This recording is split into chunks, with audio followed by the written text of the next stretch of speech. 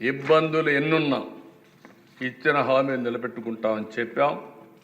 మే నెలలో తల్లికి వందనం, ఎంతమంది పిల్లలున్నా అంతమందికి డబ్బులు ఇచ్చే కార్యక్రమానికి శ్రీకారం చుడతాం.